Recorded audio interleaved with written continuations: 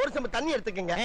அத தோசைக்கல்ல ஊத்தி அதுக்குன்னு வழக்கமா ஒரு விளக்கமாறு வச்சிருப்பீங்கல்ல? ஆமாங்க. அத அடிப்பக்கமா திருப்பி சரிங்க வரட்டு வரட்டு வரட்டுன்னு ஒரு 4 இழுப்பு இழுத்து சரிங்க நல்லா கழுவி விட்டுருங்க. சரிங்க. ஒரு கிண்ண நிறைய மாவு எடுத்து பெரிய ரவுண்டாவும் இல்லாம சின்ன ரவுண்டாவும் இல்லாம சரிங்க பொதுவா ஒரு ரவுண்ட ஊத்தி 4-5 வெங்காயத்தை போட்டு அள்ளி பொடி பொடியா நறுக்கி அப்படியே மேலாப்ல பரபர தூவி விட்டு சரிங்க ஒரு நீளமான கேரட் எடுத்து அதையும் பொடி பொடியா நறுக்கி சரிங்க அப்படியே மேலாப்ல பரபர தூவி விட்டு சரிங்க ஒரு 16 கரண்டி நெய் எடுத்து சரிங்க அதுல 6 கரண்டி நெய்ய உள் சைடு அப்படியே லேசா விளாவி விட்டு சரிங்க 10 கரண்டி நெய்ய தோசைக்கு வெளி சைடு அப்படியே மேலாப்ல விளாவி விட்டு சரிங்க இட்லி பொடி இருக்கு பாத்தீங்களா அத அப்படியே அள்ளி மலை சாரல் மாதிரி அதை மேலாப்ல பரபர அப்படியே பேய விட்டு சரிங்க பொத்துனாப்ல அப்படி ஒரு பரட்டு இப்படி ஒரு பரட்டு அப்படி பரட்டி விட்டு அப்படியே ரெட்டி கலர்ல முருக விட்டு